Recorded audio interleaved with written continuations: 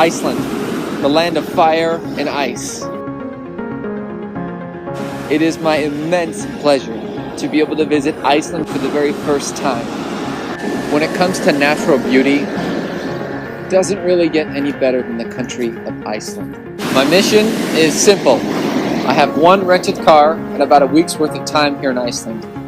What I want to do is see as much as I can in that limited amount of time. Renting a car gives you the freedom to go wherever you want, whenever you want. Now, as much as I would love to continue talking to you in this intro video, my time is limited, so I will leave you here. But the good news is, you're coming with me. Now, let's go see Iceland together.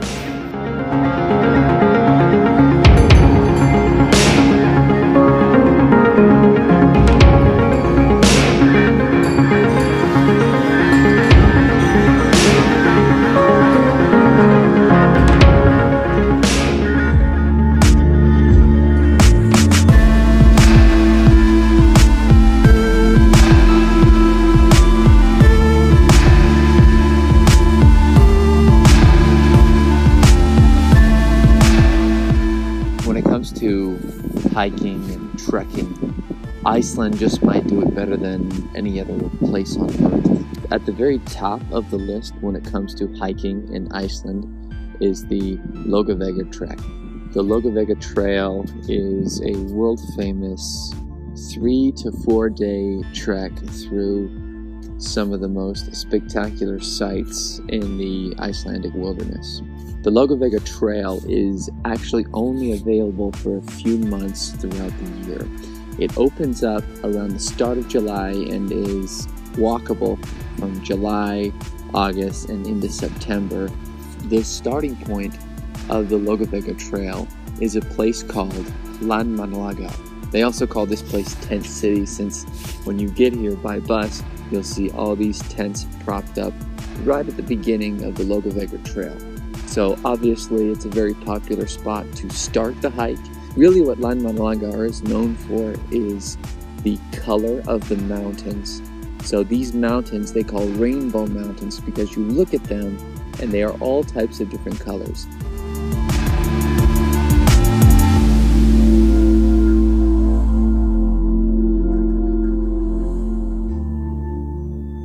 There's actually a pretty prominent peak, a high mountain called Mount Blanjuka, or the Blue Peak. You can go to the very top of the Blue Peak, which is a pretty serious hike, and get a terrific view.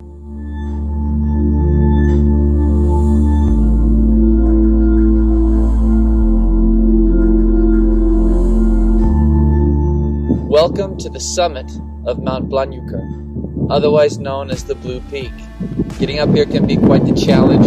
It takes anywhere from an hour to 2 hours depending on your level of fitness, but I would encourage you to push through the tiredness, push through the sweat, push through the difficulty, because when you are up here, you get a sight of all the beauty that Iceland has to offer. On one side, you see the mountains with all of the colors. It's no surprise they call these rainbow mountains because you look at them and you see almost a light pinkish color, a dark brown, green. To the other side, you see hills, volcanoes, and lakes, geysers with steam popping up.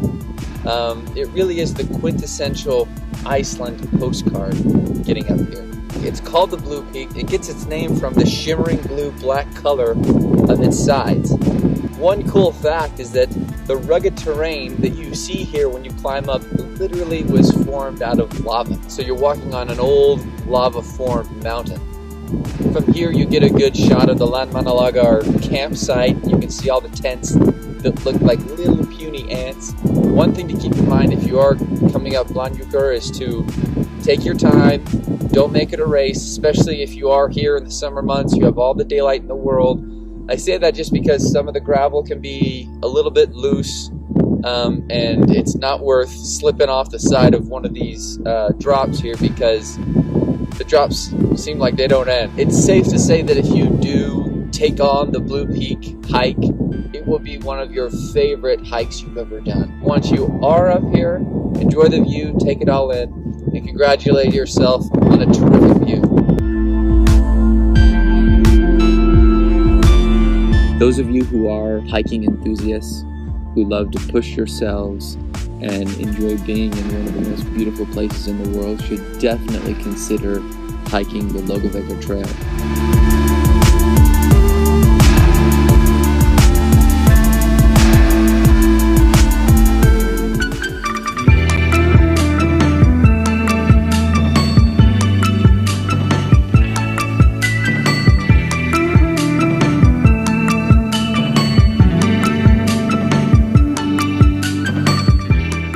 Looking at is the photographed mountain in all of Iceland. Kirkjufell, this towering peak right off the side of the highway. If you're at this part of western Iceland, it's impossible to miss. Next to Kirkjufell is actually Kirkjufellsfoss, which is this three-tiered waterfall that is just gorgeous. On the opposite side of the waterfall is where you can take that really well-known shot of the waterfall on one side and the mountain on the other. Where we are now is just around this lake, just about a 5-10 minute walk from where the waterfalls are at the Kirkjufell entrance. So it's relatively close enough for a day trip. And if you are going to Reykjavik, certainly put this on your itinerary, even though it is a few hours away. You see just how gorgeous it is and how isolated this peak is. It's something kind of straight out of a Disney park or a Disney story. It really is beautiful, and you can spend as much time here at the lake, at the waterfall, and certainly enjoy the scenery.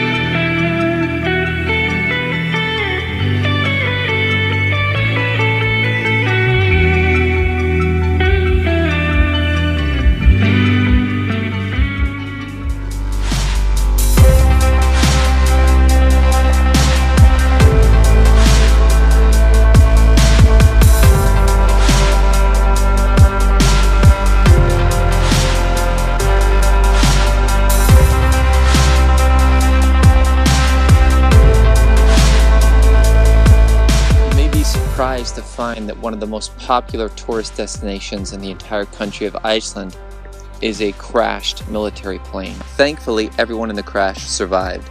The result of the crash was just a pilot error. The pilot switched to the wrong fuel tank, downing the plane. The result we have of the crash is a pretty amazing sight. You have this large silver United States military plane contrasted against this black sand beach of Iceland. It makes for a really interesting and unique picture, and if you want to come and see this site, there's a small little parking lot right on the edge of the highway. You can park there, and there are some signs that will point you to this direction. It's about a 1-hour walk if you're walking at a pretty good pace to get out here, so you want to make sure you have enough food, supplies, and certainly camera equipment if you want to come and photograph this thing. Going inside is pretty cool. There's not much there. There's pretty much just the main shell or the main body of the plane. Obviously all the wings are gone, but going inside and going around it gives you a good idea of what happened or what the crash was like. If you are in the area, make sure you pass by and see Sandar. The plane is a really cool sight. It gives you an interesting perspective and it makes for a wonderful picture.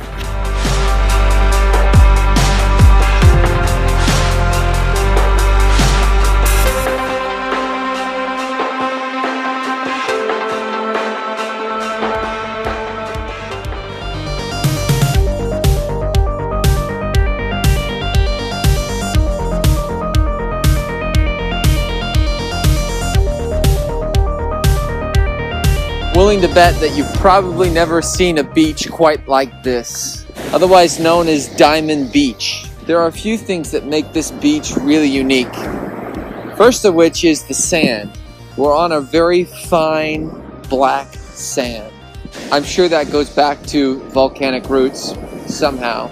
They call this place Diamond Beach for a reason. Upon the shore, large chunks of ice come washing up, and they look like diamonds in the sun. So on a day like today where it's relatively sunny, I won't say warm, you have these chunks of ice wash up on the shore and reflect the sun to give the appearance of diamonds. Now these chunks of ice are coming because there's a giant glacier on the other side of the beach. This glacier provides the ice that floats around and makes its way to the beach.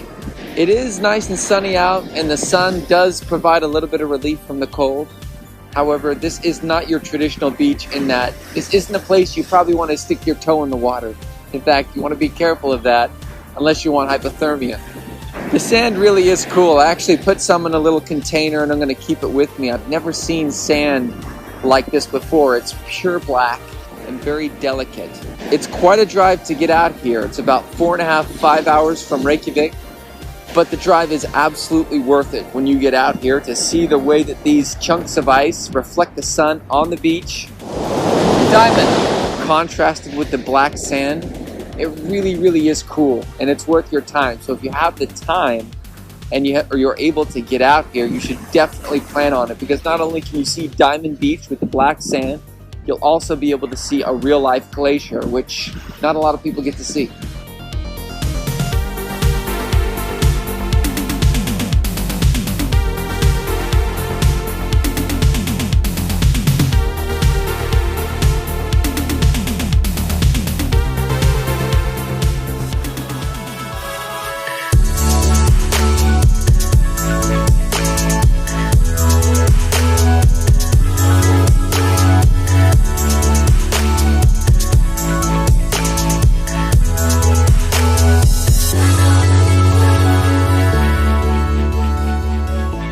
We're in front of Gullfoss, one of the most famous spots in all of Iceland and a premier attraction on Iceland's Golden Circle. Goes without saying that this waterfall has some serious firepower. In fact, so much so that early in the 20th century, it was considered using this waterfall as a power resource. There was speculation about harnessing so much power from this waterfall that it could eventually generate electricity. Gullfoss is a waterfall that cascades in 2 stages. The first stage is about 36 feet high, and the second stage is a staggering 70 feet. Where we are right now is close, maybe a little too close for this video, but I wanted to give you an idea of just how massive this thing is and how much power it generates. This waterfall is considered by many to be the most beautiful and prominent in all of Iceland. In Icelandic, Gullfoss means golden waterfall. It was given that name because when you look at the waterfall in the sun, it has a golden tinge to it. If you are making this stop on your Golden Circle trip to Reykjavik, make sure to come and get as close as you can. Be warned, however, the closer you come, the more wet you will get. The runoff from the water splashes often the people who are here watching. So long as you stay back from before the waves, you'll be okay. But just get ready to have yourself and possibly your camera equipment get a little bit wet. But trust me, it's worth it. This waterfall is beyond cool. So please come here and just appreciate how powerful and really how awesome this place is.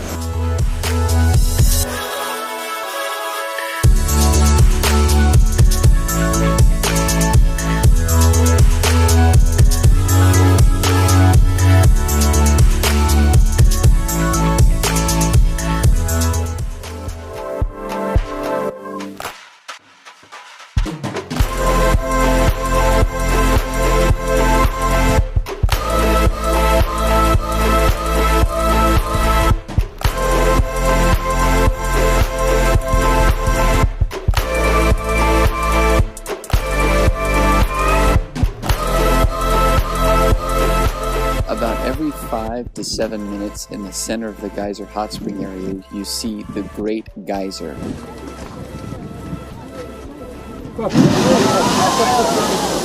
Now this is a very large geyser that shoots boiling water up in the sky about 100 feet. If you go to the fountain shows at Las Vegas or Dubai, this is essentially nature's version of that. And when you get nice and close to these hot springs, you can feel the heat as the steam comes off the boiling water. Geysers actually surround this entire area. So if you walk around, you'll notice that there are several areas where you can get very close to these hot spots and see these boiling water. So obviously if you're close to Reykjavik, if you're planning on doing the Golden Circle, make sure you hit the geyser hot spring area and make sure to spend some time waiting for the Great Geyser that shoots up every 5 to 7 minutes. Again, the good news is you won't have to wait too long because it's going to be shooting up. Try and camp out and get a good seat right in front, and then go a little further back so you can get a good vantage point of that Great Geyser shooting off.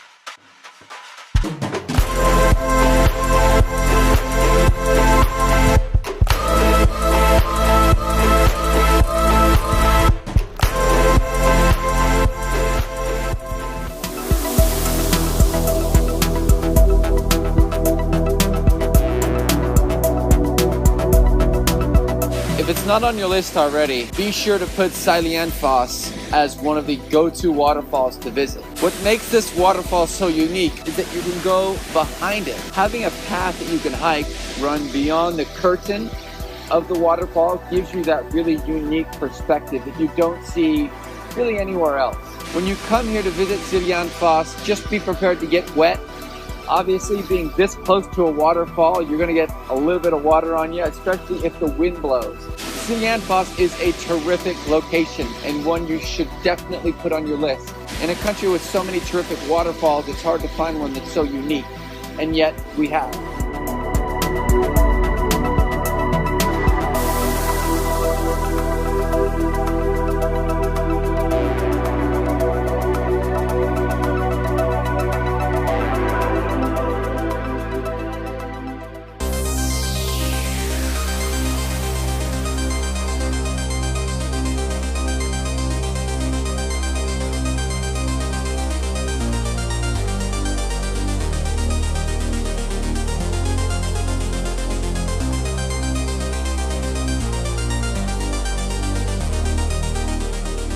What you are looking at is the most famous church in Iceland. This is called Hallgrímskirkja. Hallgrímskirkja is the tallest building in all of Reykjavik and the 6th tallest building or edifice in all of Iceland. Understandably, it's kind of a hotspot for tourists to see this really incredibly unique looking church in the center of the city. Hallgrímskirkja is visible from nearly any point in the city. You can always see the tip, very recognizable as it has the statue of Leif Erikson just right out in front of it. You can go inside for free like most churches in Europe, although when you do go on the inside, it is uniquely different from most of the major churches and cathedrals that I've been into in Europe. It's got much more of a modern, nice, clean feel to it. You go into some of these churches in Europe, they're very, very old, and you go inside and they're beautiful, but they're beautiful in a more antique sort of way. They look a little grungy, dirty, they essentially show their age. When you go inside Hallgrímskirkja, it's almost going inside of a hotel lobby. There's carpet, nice marble, the organ looks nice and clean, stained glass looks really, really clean. It's well lit, it's not dark on the inside, and I was almost a little bit shocked and surprised by that, because most of these big churches you go into in Europe have a very much of an old school feel. Going inside is well worth it. It is open to the public, so you can go in. Just make sure you're respectful, that you're not talking very loudly, you're not snapping pictures with your flash on, and you can stay as long as you like, or as long as the church is open. It was designed by the state architect Guðjón Samuelsson in 1937. The church itself was named after one of the most famous poets in Iceland, Hallgrímur Pétursson. And really the design was meant to encompass Icelandic nature. That's what kind of went into the design. You can kind of see it seemed like it's almost like cut out of ice or cut out of stone. One common misconception about the church is that it's often confused or labeled the Cathedral of Reykjavik. It is not. The Cathedral of Reykjavik is actually in a different spot. This is just probably the most well-known church if you are in Reykjavik.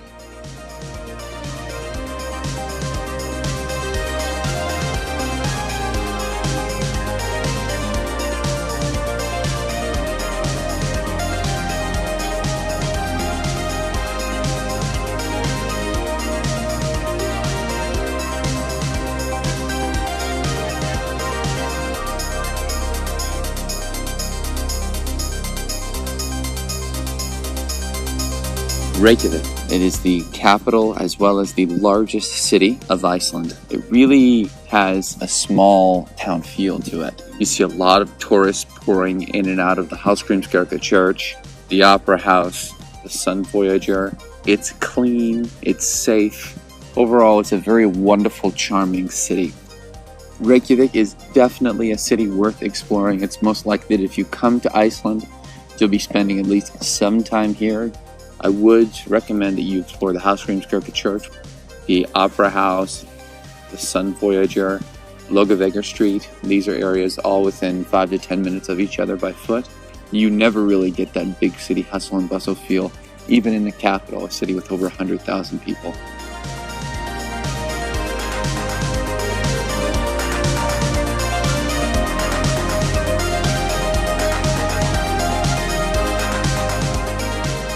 One thing you may have to get used to if you visit Iceland in the summer is just the amount of time that it's light outside.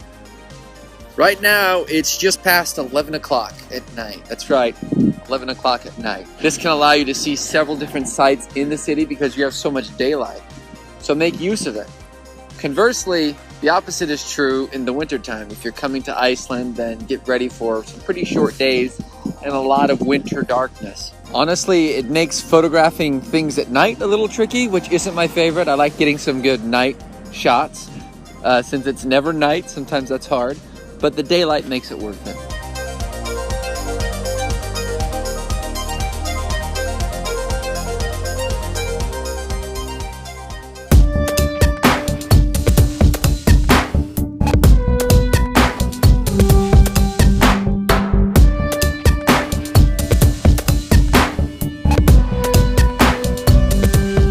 Actually a lava beach. The sand here, which is black, was made out of ash. There are actually several lava beaches here in Iceland, but this is probably the most famous one. This is a very famous, popular spot to take photographs, especially with the rock formations in the ocean. Instead of being real sandy, it's more rocky, especially the closer you get to the water. So you get to the water and it's mini rocks, which really is better. The sand doesn't really get everywhere and annoy you. The rocks themselves are a little easier to deal with. You see this enormous natural pyramid made of basalt columns, and people think that they look like a staircase to the sky, and often you'll see people climb these, and it's really a natural wonder, and it complements the beach very, very well. Try and come here too in the evening where you can catch a sunset, which are just gorgeous. Like most of the places here in Iceland, it gets busy, but not terribly busy, so you can come down here and enjoy a perfect evening and enjoy the cliffs and have it to yourself. Another good time to come to Rensfara Beach is earlier in the morning. There are just a few people here on the beach, and to be here alone, you get a good, quiet, serene feeling. You just hear the crashing of the wave. Obviously, come to Rensfara Beach. This is a gorgeous place. I'm willing to bet you probably haven't seen a beach like it. To the extent that you are able to try and walk as far as you can along the beach, and you'll be in for a very peaceful, serene experience.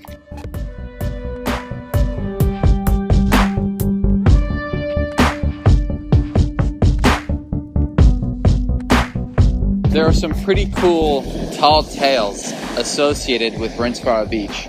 For example, the famous columns that you see when you first get out on the beach. Legend has it that these large basalt columns were once trolls trying to pull ships from the ocean onto shore.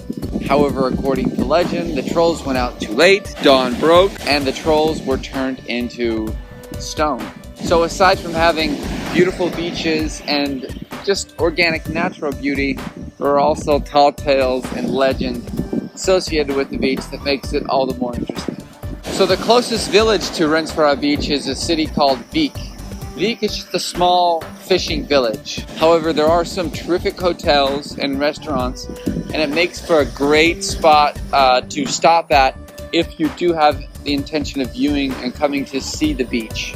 When you come here in the evening, you get some great shots of the sun setting against the rock. Like a lot of the major sites here in Iceland, Rensfara Beach is not very far away from Reykjavik. If you're renting a car, it shouldn't take you longer than about 2 hours to get out here. And when you are out here, take your time, enjoy it, walk the length of the beach, and take in what is one of the most unique beaches in the world.